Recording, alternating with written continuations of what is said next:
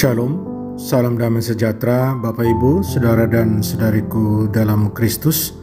Senang berjumpa kembali dengan Anda dalam permenungan harian Sabda Tuhan, Embun Sabda, Kamis 22 September 2022. Semoga Anda sehat, tetap semangat, tetap tersenyum, dan tetap berpengharapan pada Tuhan kita Yesus Kristus.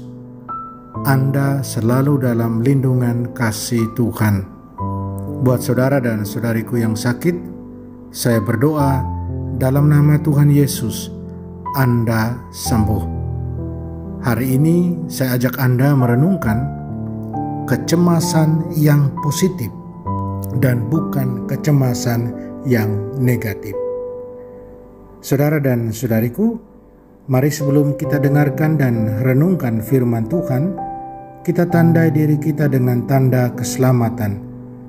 Dalam nama Bapa dan Putra dan Roh Kudus. Amin. Injil suci menurut Lukas bab 9 ayat 7-9. Ketika Herodes, raja wilayah Galilea, mendengar segala yang terjadi, ia merasa cemas. Sebab ada orang yang mengatakan bahwa Yohanes telah bangkit dari antara orang mati. Ada lagi yang mengatakan bahwa Elia telah muncul kembali. Dan ada pula yang mengatakan bahwa seorang dari nabi-nabi zaman dahulu telah bangkit. Tetapi Herodes berkata, Yohanes kan telah kupenggal kepalanya. Siapa gerangan dia ini yang kabarnya melakukan hal-hal besar itu?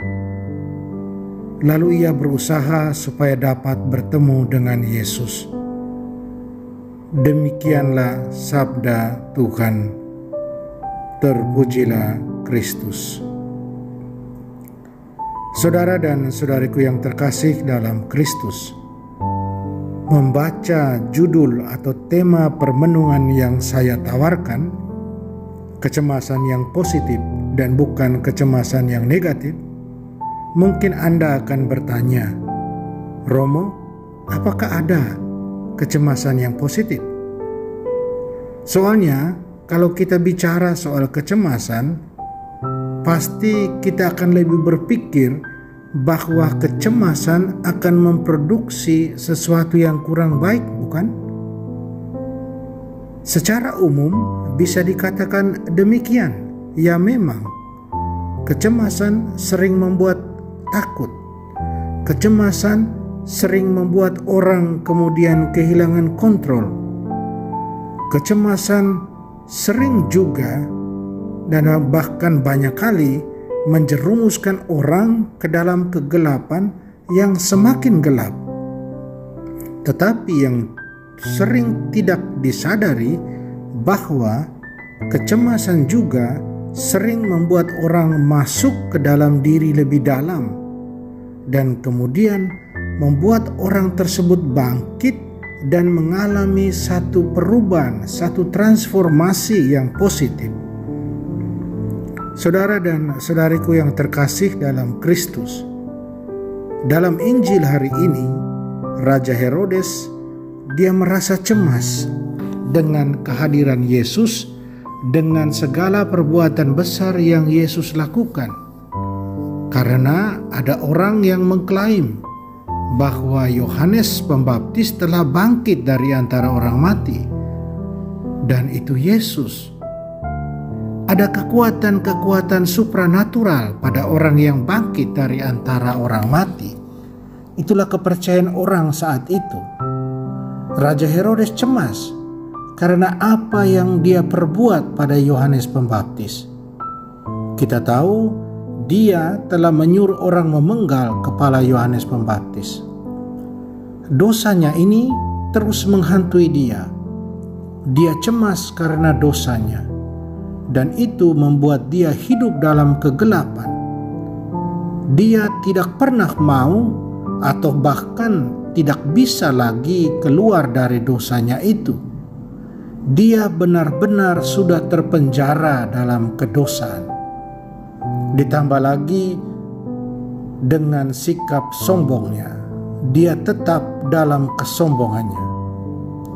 Kecemasan yang ada padanya adalah sangat-sangat negatif. Saudara dan saudariku terkasih dalam Kristus, terus apa pesan Injil buat kita? Apakah ada kecemasan yang positif? Untuk saya, pesan Injil hari ini adalah bahwa penting kita merasa cemas. Penting kita merasa khawatir karena dosa yang sudah kita buat. Penting sekali. Kecemasan itu kemudian harus membawa kita pada beberapa hal. Pertama, menyadari bahwa ya, kita ini orang berdosa. Kita sudah berbuat dosa. Kita akui keberdosaan kita. Rasa cemas dan khawatir harus mengantar kita ke sana. Menyadari kita orang berdosa. Kedua, setelah menyadari bahwa kita orang berdosa, kita juga harus menyadari bahwa kita orang beriman. Orang beriman pada Tuhan yang padanya ada kemurahan hati, ada belas kasihan, dan ada pengampunan.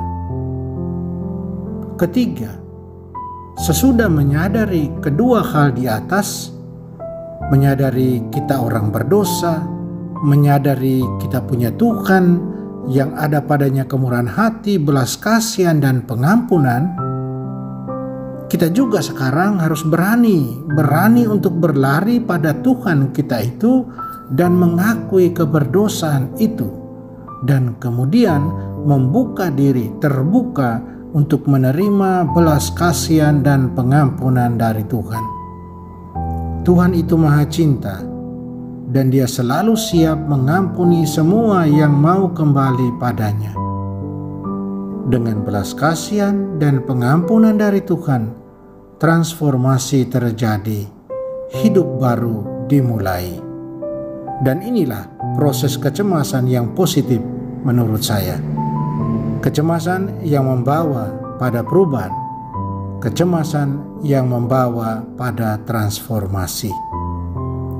Saudara dan saudariku terkasih dalam Kristus, saya ajak kita dengan bacaan suci hari ini, mari kita berjuang untuk terus mengolah rasa cemas dan khawatir yang kita alami karena dosa-dosa yang kita buat. Dan dari kecemasan dan kekhawatiran ini menghantar kita dengan karunia, belas kasihan dan pengampunan Tuhan kepada hidup baru. Dan mari kita juga membantu saudara-saudari kita yang ada pada posisi yang sama seperti kita, agar semuanya melihat kecemasan dan kekhawatiran karena dosa-dosa itu secara positif dan bukan secara negatif.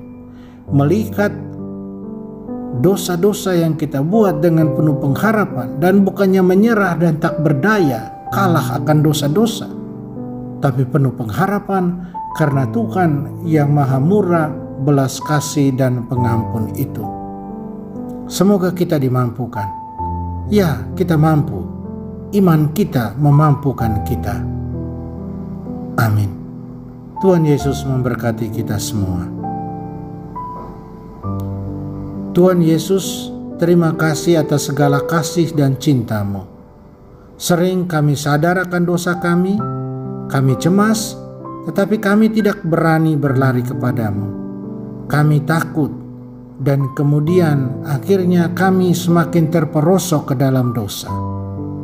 Bantulah kami agar berani terbuka untuk mengalami belas kasih dan pengampunan-Mu.